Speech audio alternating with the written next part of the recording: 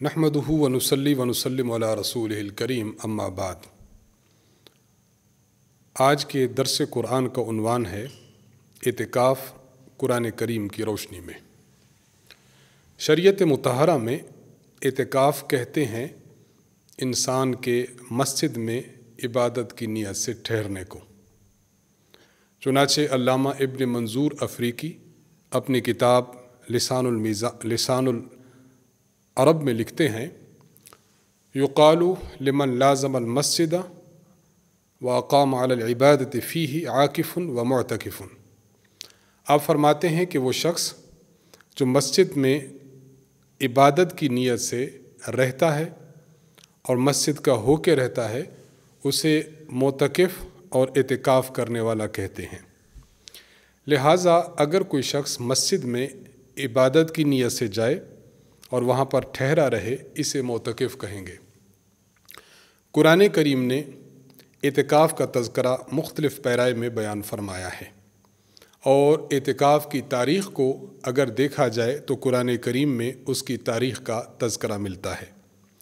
सूरतुल बक़रा आयत नंबर 125 अल्लाह रब्बुल इज़्ज़त फरमाते हैं, वअहिदना इला इब्राहीम व इस्माईल अन तहरा बैती लित्ताइफ़ीन वल आकिफ़ीन वर्रुक्कइ सुजूद।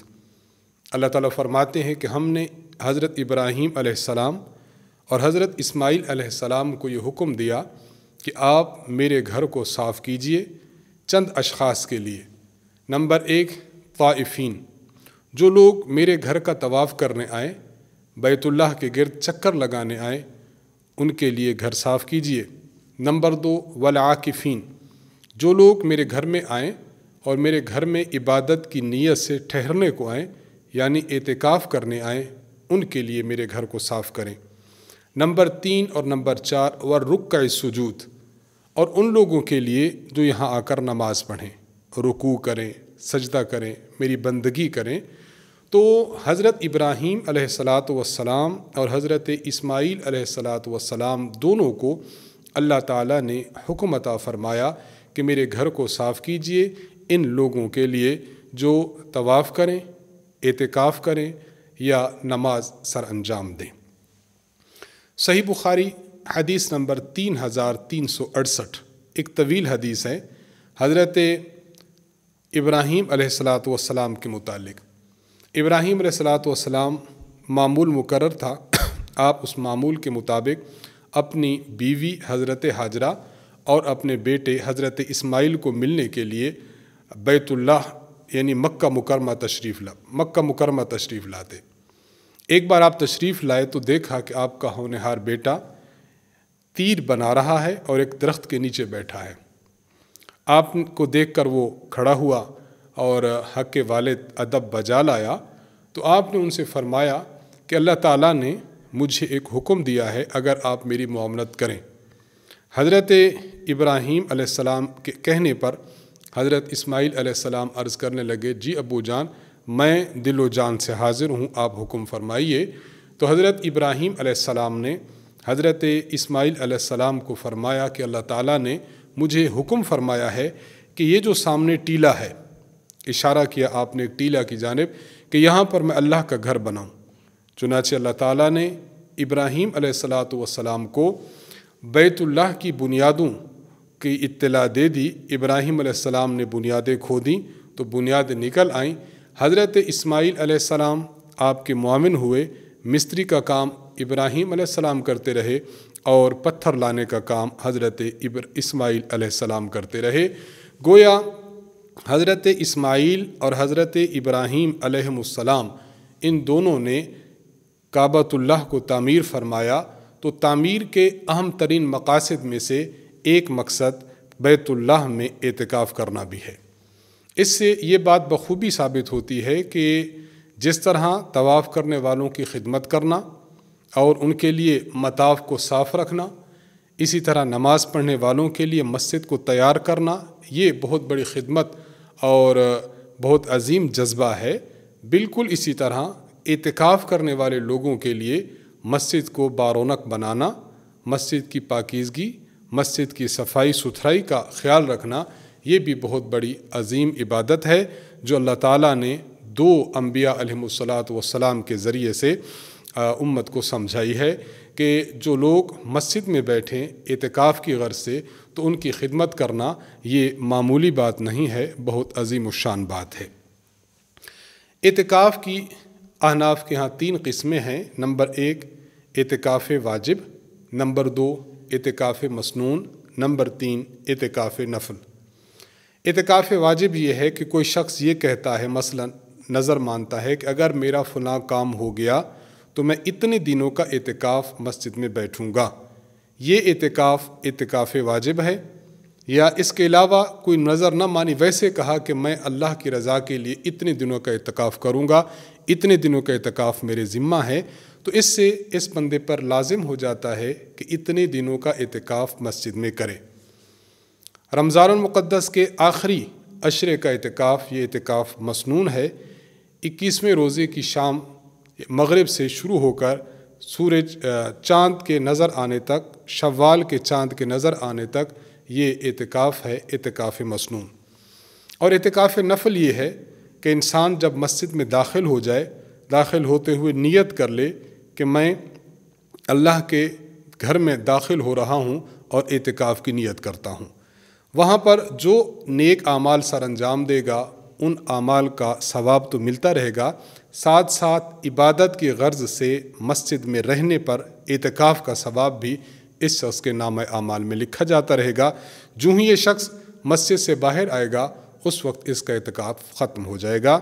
تو اعتکاف کی یہ 3 اقسام ہیں، اور اعتکاف کی تاریخ خود دور ابراہیم علیہ السلام، حضرت ابراہیم اور حضرت اسماعیل علیہ السلام ان دونوں کے دور سے ہمیں سمجھ میں آتی ہے۔ اعتکاف میں انسان اللہ تعالیٰ کی رضا، خدا کی خوشنودی کو حاصل کرنے کے لیے مسجد میں جا کر گویا ایک بندے نے اپنا پڑاؤ مسجد میں ڈال دیا کہ اے اللہ، اب میں آپ کی خدمت میں حاضر ہوں، آپ کے در پر پڑا ہوا ہوں، آپ ہی میری بخشش فرمائیے، مغفرت فرمائیے، میرے گناہوں کو معاف فرمائیے۔ دنیا کا ایک دستور ہے، اگر کوئی چھوٹا اپنے بڑے کے پاس جائے اور جا کر بیٹھ جائے کہ بس میں اب آپ کی خدمت میں حاضر ہوں، بس میرا کام کر دیجئے، تو بڑا اپنے ایک عظیم منصب کا خیال رکھتے ہوئے اس چھوٹے کو خوش کرتا ہے اور اس کا کام کر دیتا ہے۔ اللہ تبارک و تعالیٰ پوری کی پوری کائنات کے خالق اور مالک ہیں۔ جب بندہ اللہ کے گھر میں داخل ہوتا ہے اور اس نیت کے ساتھ جاتا ہے کہ بس میں اللہ کے در کا ہو کے رہا، میں اللہ کی خدمت میں حاضر ہوں، اللہ مجھ پر شفقت فرماتے ہوئے، کرم فرماتے ہوئے، مہربانی فرماتے ہوئے میرے گناہوں کو بخش دیجئے، حاجات کو پورا کیجئے، مغفرت فرما دیجئے اور جہنم سے آزادی کا پروانہ دے دیجئے، تو یقین ہے اور کلیتاً یقین ہے کہ اللہ رب العزت اس گڑ گڑانے والے شخص کو اور اپنے دربار کی طرف آنے والے شخص کو معاف فرما دیں گے۔ تو اعتکاف کا مقصود یہی ہے کہ انسان اللہ تعالیٰ کے دربار میں جائے، اللہ تعالیٰ کے گھر میں بیٹھے اور اپنے گناہوں کی مغفرت کا طلبگار ہو جائے اور گناہوں کی معافی خدا تعالیٰ سے مانگے۔ ایک عظیم شاعر گزرے ہیں، انہوں نے ایک مقصد بیان کیا کہ کسی کے در پر یعنی اللہ کے در پر انسان جائے تو پھر انسان کو کس طرح مانگنا چاہیے۔ آپ فرماتے ہیں مالی سوا قرعی لبابک حیلۃ فلئن رددت فأی باب اقرع، فرماتے ہیں کہ میں آپ کے گھر کے علاوہ، آپ کے دروازے کے علاوہ اور کون سا دروازہ ہے جس کو میں کھٹکھٹاؤں۔ فلئن رددت فأی باب اقرع، اگر میں آپ کے دروازے سے آج تھتکارا گیا، مجھے آپ کے دروازے سے خالی ہاتھ بھیجا گیا، تو مجھے بتائیے کہ میں اور کس کے در پر جاؤں گا۔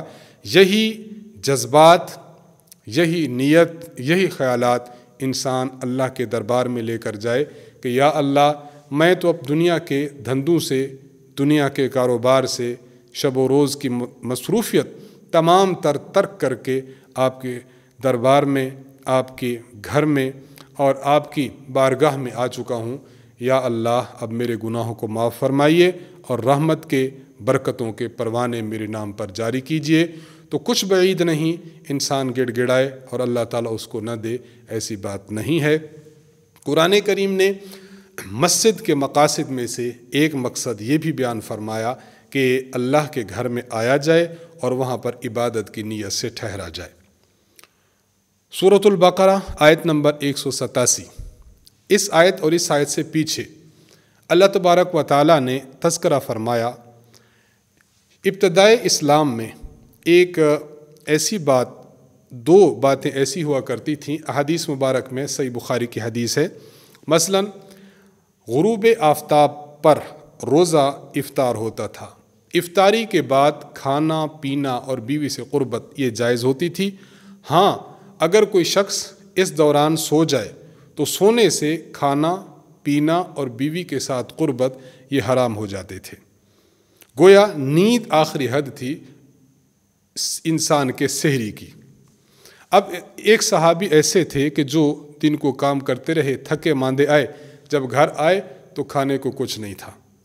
حضرت قیس رضی اللہ عنہ ان کا نام ہے، اپنی بیوی سے فرمایا کہ میرے لیے جلدی سے کھانا تیار کرو۔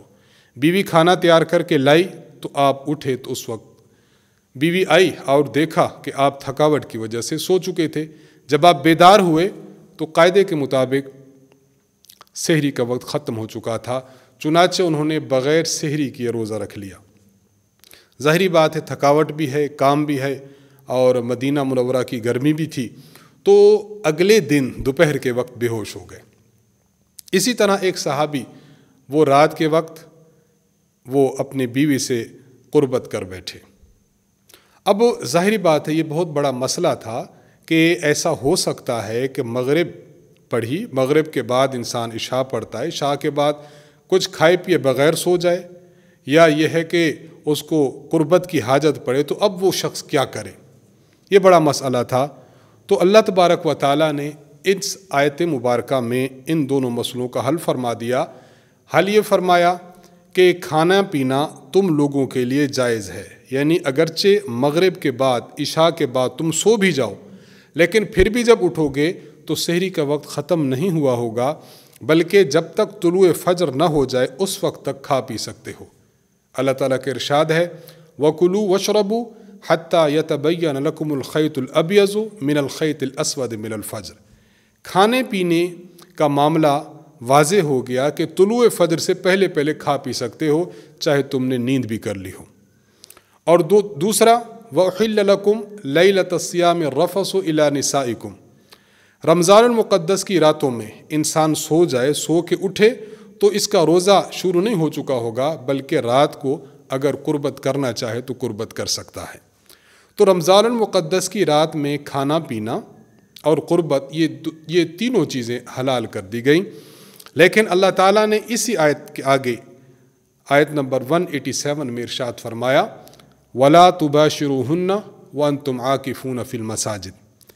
کھانے پینے کے معاملے میں رات میں تو ڈھیل دی گئی ہے کہ کھا پی سکتے ہو، لیکن اگر انسان مسجد میں اعتکاف بیٹھا ہے، اعتکاف سے باہر آتا ہے، مثلا کسی ضرورت کے تحت یا گھر میں کھانا لینے کے لیے کسی ضرورت کے تحت آیا، تو اب اعتکاف کی حالت میں بیوی سے قربت کرنا جائز نہیں ہے۔ یہ قرآن کریم سورۃ البقرہ آیت نمبر 187 میں اللہ تعالیٰ نے مسئلہ ارشاد فرمایا۔ اس سے بھی ہمیں ضمناً یہ سمجھ آیا کہ قرآن کریم نے اس مقام پر بھی اعتکاف کی بات کی ہے۔ گویا مردوں نے اعتکاف بیٹھنا ہے تو مسجد میں بیٹھنا ہے، مسجد میں اعتکاف بیٹھتے ہوئے کھانے پینے کی تو اجازت ہے، لیکن گھر جا کر قربت کی اجازت نہیں ہے۔ تو اعتکاف کا تذکرہ سورۃ البقرہ آیت نمبر 187 میں آ چکا۔ یہاں ایک بات بطور اہمیت کے سمجھی جائے، اللہ تعالیٰ نے ارشاد فرمایا وَلَا تُبَاشِرُوهُنَّ وَأَنْتُمْ عَاكِفُونَ فِي الْمَسَاجِدِ۔ بیویوں سے قربت مت کرو اس حال میں کہ تم مسجد میں اعتکاف کر رہے ہو۔ علامہ ابو بکر الجساس الحنفی رحمہ اللہ تعالی، انہوں نے اپنی کتاب احکام القرآن میں اس آیت کی تشریح میں ارشاد فرمایا وَأَمَّا شَرْطُ اللَّبْسِ فَفِي الرِّجَالِ خَاصَّةً دُونَ النِّسَاءِ۔ اللہ تعالیٰ نے یہ جو فرمایا وَأَنْتُمْ عَاكِفُونَ فِي الْمَسَاجِدِ کہ مومنو تم مسجد میں بیٹھ کر اپنی بیویوں سے مسجد میں اعتکاف کرتے ہوئے بیویوں سے مقاربت نہ کرو اور ان کے ساتھ جو ہے وہ قربت نہ کرو۔ اس کا معنی یہ ہے کہ مردوں کے بیٹھنے کی جگہ یہ مسجد ہے، عورتوں کے بیٹھنے کی جگہ مسجد نہیں ہے۔ کیوں؟ اس لیے کہ ظاہری بات ہے قربت مسجد میں نہیں کریں گے، قربت تو گھر جا کے کریں گے اگر کرنی ہوئی، تو بیوی تو گھر میں موجود ہے۔ اس کا معنی اللہ فرما رہے ہیں کوئی قربت نہ کرو، یعنی مسجد سے اٹھ کر اپنے گھروں میں نہ جاؤ، تو بیوی یہ گھر میں ہوگی، مرد مسجد میں ہوگا۔ تو اس سے یہ معلوم ہوا کہ عورت کے اعتکاف کی جگہ یہ مسجد نہیں ہے، عورت کے اعتکاف کی جگہ گھر ہے۔ یہ بہت بڑے فقیہ ہیں جنہوں نے قرآن کریم کی اس آیت مبارکہ سے یہ مسئلہ مستنبط فرمایا۔ تو خیر، قرآن کریم میں ان دو آیات سے واضح طور پر یہ بات معلوم ہوتی ہے کہ عبادت میں سے ایک اہم عبادت اعتکاف بھی ہے، جو بہت عظیم الشان تاریخ رکھتا ہے، عظیم الشان فضیلت رکھتا ہے۔ اور علامہ شرمبلالی رحمہ اللہ فرماتے ہیں اگر اعتکاف کو پورے ادب و آداب کے ساتھ کیا جائے تو یہ بہت بڑی عبادت ہے۔ تو ایک تو اس کی تاریخ اور ایک اس کی اہمیت ہمیں معلوم ہوئی، دوسرا یہ معلوم ہوا کہ اعتکاف مردوں کے لیے یہ مسجد کے ساتھ ہے، اور اسی سے مسئلہ مستنبط کیا ہے علامہ جساس رحمہ اللہ نے کہ عورت کے اعتکاف کی جگہ مسجد نہیں ہوگی۔ ظاہری بات ہے کہ عورت کے اعتکاف کی جگہ گھر میں ہوگی۔ تو قرآن کریم کی روشنی میں ہمیں اعتکاف کا تذکرہ معلوم ہو گیا کہ اعتکاف بہت بڑی فضیلت ہے اور بہت اہمیت کی حامل چیز ہے۔ اللہ تبارک و تعالیٰ سے دعا ہے کہ اللہ تعالیٰ ہمیں اعتکاف کرنے کی توفیق عطا فرمائے، اس کی اہمیت کو، اس کی فضیلت کو جاننے کی توفیق عطا فرمائے، اور اللہ تبارک و تعالیٰ ہمیں یہ توفیق دے کہ ہم اعتکاف بیٹھیں تو اللہ تبارک و تعالیٰ کے دربار میں خدا تعالیٰ کے حضور مناجات کریں، اپنے گناہوں کی معافی مانگیں، اور پوری امت مسلمہ کے لیے دعا کریں کہ اللہ تعالیٰ تمام امت مسلمہ پر اپنا خصوصی فضل و کرم فرمائے۔ وآخر دعوانا ان الحمد للہ رب العالمین۔